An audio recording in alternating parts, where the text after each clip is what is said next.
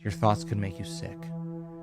75 to 90% of every person that goes to a healthcare facility in the Western world goes in because of psychological or emotional stress. That's 8 or 9 out of 10. Living in stress is living in survival, and stress is when your brain and body are knocked out of homeostasis. Stress is when your brain and body are knocked out of balance. The stress response is what the body innately does to return itself back to balance. The problem is that if you keep turning on that fight or flight system, you keep turning on that emergency system, you'll actually cause people to stay out of balance, and that imbalance becomes the new balance, and they're headed for some type of disease, some type of breakdown. No organism can tolerate emergency mode for an extended period of time, and when you're in survival and that primitive system is switched on, it's really about the self. When you're in survival, you have to take care of yourself. So the emotions of anger and hostility and aggression and competition and frustration and resentment and envy and jealousy and insecurity and fear and anxiety and hopelessness and powerlessness and depression and pain and suffering, guilt and shame are all derived from the hormones of stress, and psychology calls them normal human states of consciousness. Those are altered states of consciousness. And when we're in that state, when we're living in survival, we experience separation. We divide in a lot of ways. And so there's biology that goes along with that, and the hormones of stress heighten the senses. In a lot of ways, we turn into more of a primitive self. So it's hard to change that, especially when you don't have enough money, or you just lost your job, or you just ended a relationship, or your best friend passed. It's really hard to move beyond those emotional states. And so I think that teaching people how to change those emotional states and move out of those are really important. And if it's not T-Rex that's chasing you, but it's your coworker in the next cubicle, what was once very adaptive becomes very maladaptive. And the rush of those adrenal hormones become kind of addictive to people. And they use the problems, they use the conditions in their life to reaffirm their addiction to that emotion. They need their enemy to feel hatred. And if their enemy died, they'd still feel hatred, or they'd find another one. They need the bad relationship, they need the bad job in order to feel, and that's why it's hard to change. And people become addicted to the life they don't even like. And so if you can turn on the stress response just by thought alone, by thinking about your problems, then that's the truth. You can become addicted to your own thoughts. And if the long-term effects of the hormones of stress push the genetic buttons that create disease, your thoughts can make you sick. And then the question is, if your thoughts could make you sick, can your thoughts make you well? And we're actually discovering that that's absolutely possible. The model of change is unlearning and relearning. It's breaking the habit of the old self and reinventing a new self. It's pruning synaptic connections and sprouting new connections. It's unfiring and unwiring, refiring and rewiring, deprogramming and reprogramming, losing your mind and creating a new one. What thoughts do I want to fire and wire in my brain? Let me become familiar with those. What behaviors do I want to demonstrate? What would greatness do? What would love do?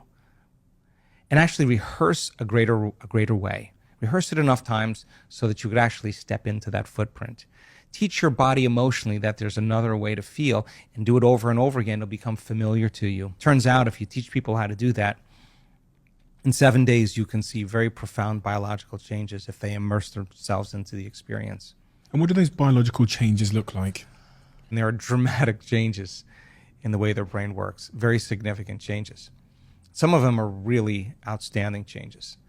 We teach people how to create more heart coherence. When you feel anger, when you feel frustration, when you feel impatience, when you feel resentment, your heart beats out of order. When you feel gratitude, when you have kindness and care, when you feel love for life, your heart beats in a more orderly fashion. You can actually train somebody to get good at feeling that way. And we use that, and we see people at the end of 7 days be able to regulate their heart much better. And it's a function of really how soon or how slow we age. We take blood and we measure 2,882 different metabolites in a person's blood. And at the end of 7 days, we measure again. And I can tell you that if you're a novice meditator really never meditated before, kind of your first event, and you go through that 7-day process. At the end of 7 days, there's so many biological changes that are taking place in the collective, in the community, not just one, not just two, the majority of people, and I mean a significant majority of people, suggesting that their body literally is living in a new environment, in a new life. And there are chemicals in their bloodstream in terms of information that wasn't there prior to the event. In other words, some way, without taking any drug, without taking any exogenous substance, without changing their diet, without changing their lifestyle in any other way except going through this process, eating the same foods that they typically eat, that at the end of 7 days, there's chemistry, there's biology that suggests that somehow their biology is changing significantly. So then teaching people then a little bit about how to manage their emotional state and to self-regulate, I think is a great gift for people, because when they begin to break an addiction to any emotion or the conditioning of any emotion, there's going to be cravings that go on just like any addict there, and many people overdose and many people have bad trips, and so when they start changing and the body's craving those familiar emotions, the body starts signaling the brain, of memories, or to think certain ways and to make certain choices, do certain things, crave certain experiences just to feel that same emotion. And people say, well, this feels right. No, that feels familiar. That really feels familiar. And many people will tell the story of why they feel that way based on some past experience. And it's usually not in the recent past. It's usually many years ago. Like a toxic relationship or something. Whatever that is. And so they're basically saying, I had an event in my life, and since that event, I'm still living by the same emotion and I haven't been able to change. And they'll tell the story of that past. And in psychology, the latest research on memory shows that 50% of that story isn't even the truth. They're making it up because they don't have the same brain as they had then. And so then people are reliving a miserable life they never even had just to excuse themselves from changing. And they embellish the stories so that it sounds really hard to change. So what is that point then for a person when they say, the only person that this emotion of hatred or anger or frustration or resentment, the only person that this is hurting is me? Because those chemicals are down-regulating genes and creating disease. And a person finally really realizes that, and they really decide to change. When they overcome the emotion, the memory without the emotion is called wisdom. And that's the name of the game in three-dimensional reality. Now they're ready for a new experience. It's not reliving the past. You don't need to. You don't need to talk about it. All you need to do is overcome the emotion. When you overcome the emotion, you're free from the past. You can see it from a greater level of consciousness. And that's when a person, so many times when they truly change, they'll say this. We've seen it over and over again. They reach that point where they finally break through, and some of them have had some really difficult pasts. They'll say, I would not want to change one thing in my past because it brought me to this moment. That's the moment the past no longer exists. And they can look at their betrayers and see it all had to happen for that moment. And now they're free. They no longer belong to the past. They belong to the future.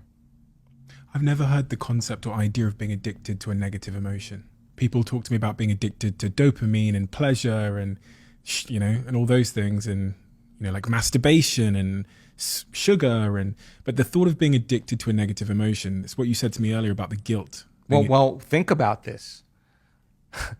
What do people do when they feel an emotion?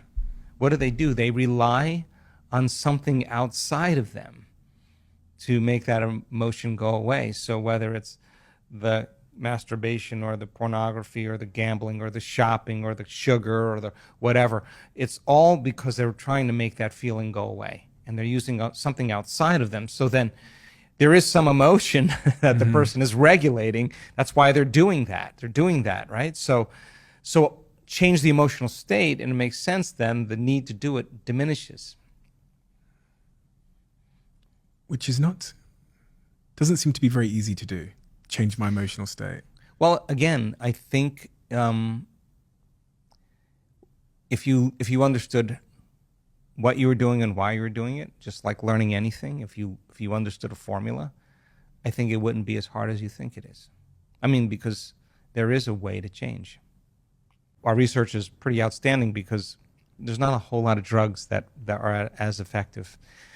And we've discovered that the nervous system makes a pharmacy of chemicals right now that works better than any drug. That's what we've discovered. And it's all within you.